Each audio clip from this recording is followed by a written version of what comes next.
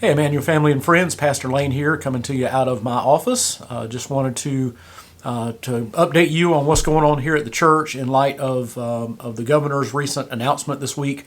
Before I launch into us, let me just say a quick word about us in the body of Christ and how we respond when it comes to the leadership that our officials are having to work out and flesh out in front of us as it concerns this virus.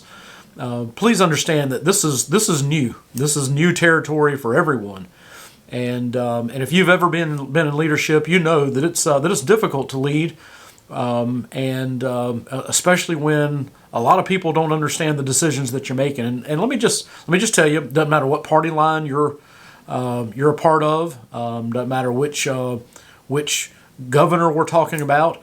In fact, it really doesn't even matter whether or not you agree with the decisions that are being made.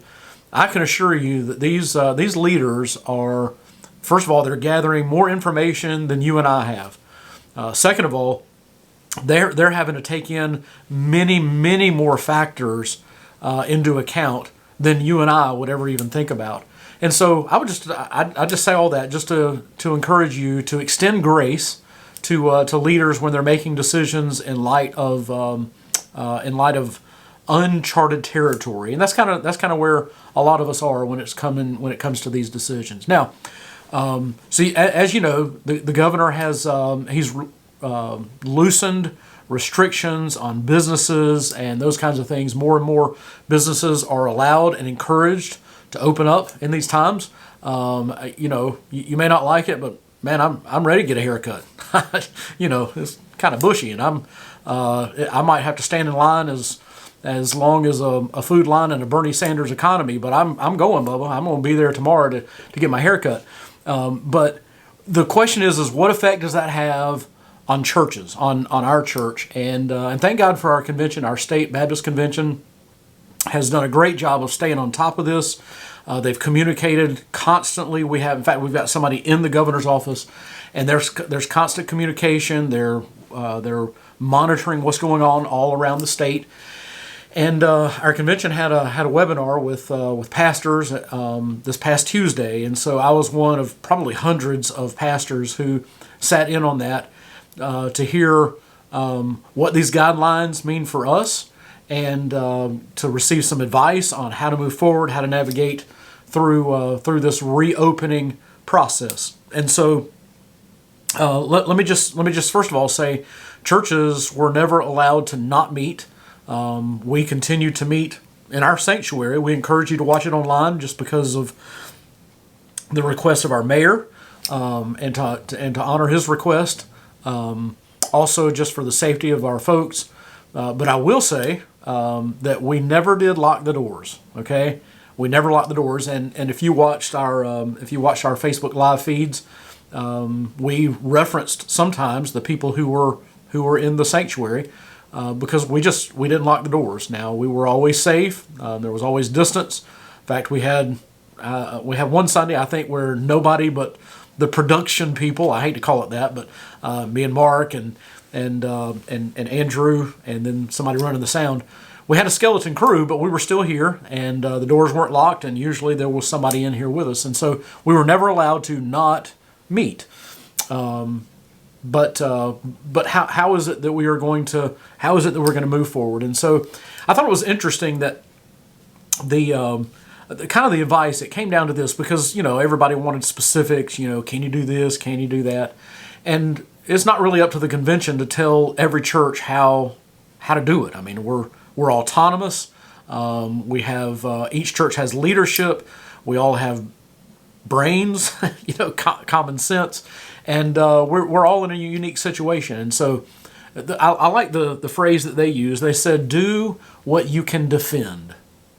Do what you can defend. And so when you think about, first of all, that our area has not been hit really hard like Atlanta and the southwest portion of our state and around Albany and all that.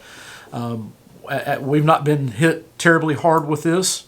You think about our sanctuary and the way that our sanctuary is designed, the size of our sanctuary. We can we can house a lot of folks and still maintain social distancing as requested, as given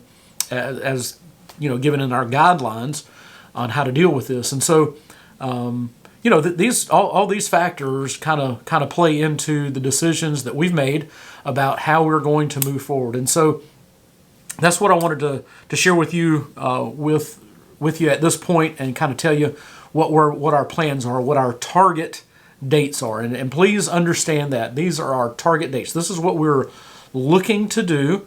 But as more information comes out, as we see if something goes one way or the other, we can change these dates. So right now, our target dates for reopening in phases at our church is, first of all, we're going to once again, we've never locked our doors, but we're going to once again move into full operation as a church body for our morning worship services on Mother's Day, May the 10th. That's in just a little over 2 weeks. And so, is that right? Is it like 2 weeks? Something like that. But it'll be Mother's Day, May the 10th, and we're going to encourage everyone, whoever feels comfortable getting out. We want greeters in place, and we're going to have our service in place and all that kind of stuff. We're going to give you some guidelines as it gets closer. We're going to give you some guidelines on how to do that include the 6 feet apart and those kinds of things. We want you to honor that when you come. But we feel that it is going to be, as we look at the data around us, it will be sufficiently safe for people to come to worship. Now, if you don't feel like that's the case, and you think that is too soon, and you're concerned about your health, or you're concerned about something along those lines, just like as we were moving into this lockdown, or whatever you want to call it, just as we were moving into that, we are going to respect that. If you choose not to come, we are not going to think that you are unspiritual. We are not going to think that you don't love Jesus, or that you're rebelling against the church, or whatever. We want you to do what you feel comfortable doing. And so, but we will have our normal service and all that, and we're going to invite folks to come and practice the guidelines that have been put out by the CDC. That'll be May the 10th, and hope you can make it with us, and hope you feel comfortable to get out and do that. Now, Sunday school is a little bit different story. Sunday school, you meet in smaller rooms. You're closer together, mixing with one another, and those kinds of things. And so that's kind of a different ball game. And so our target date to return to Sunday school will be Sunday, July the 12th. Sunday, July the 12th. And hopefully things will have passed on, and hopefully the guidelines will be even lessened by then.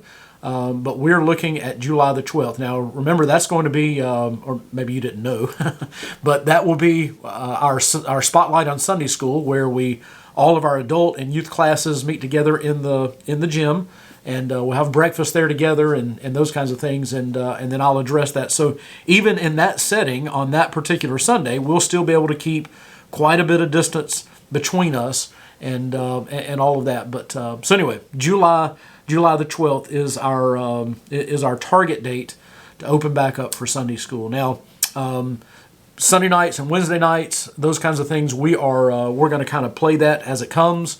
We've got some plans, and we're trying to figure out how to optimize those times for the purposes of our church. And so we've really not set dates on that yet, but I can promise you, I can assure you that we are working on that. Just a couple of real quick activities. Questions that are coming up that people are thinking about. First of all is the men's fishing retreat. That comes at the end of May. And at this point, we are still going to move forward with that. The reason is we're all going to be staying in our own tents. We're going to be outdoors. There's going to be plenty of space between us. We're going to be enjoying nature and those kinds of things. And so we feel that that's in no way a danger to the things that we've been dealing with. And so we're going to do that. So that means, men, I need to know if you plan to go. And that was a good rhyming thing. I need to write that down and quote that time and again. But So the men's fishing retreat is still on. A big question that people have come across is Vacation Bible School scheduled for the beginning of June? The answer to that is a yes and a no. We are still doing Vacation Bible School in some form or fashion, okay? It's going to be modified, and it is going to be postponed. We are putting that off until mid-July. Our target date is July the 13th through the 17th, somewhere in there. It'll probably look different than it has before, but remember, different isn't bad. Different isn't good or bad. Different is whatever we make it. And so anyway, that's what Andrew and Mark are kind of working together on that, on what that's going to look like. But so if you if you feel like you can be comfortable working in that, we're going to need workers. Helping get the gospel out, teaching kids, and investing in kids and families' lives, and so we'll need your help on that. So those are just a few things that have come up. Those are a few things why. I know that this has taken a little while. I apologize for that, but I thank you for your time and sticking with me. And if you have any questions, don't hesitate to call. One more thing, the office staff will be back at full force, regular working hours beginning on Monday, May the 4th. Right now, we're all in and out. Well, I'm mostly here, but we're all in and out during the week. But May 4th, Monday, May 4th, office staff will be in on regular office hours. All right. Let me just close by reading to you out of the book of Isaiah. Isaiah chapter 46, verse 9 says, "For I am God, and there is no other. I am God, and there is no one like me, declaring the end from the beginning, and from ancient times things which have not been done, saying, my purpose will be established, and I will accomplish all my good pleasure." You may feel like things are out of control. I can assure you, based upon the authority of God's word, nothing is out of control. God is still in control.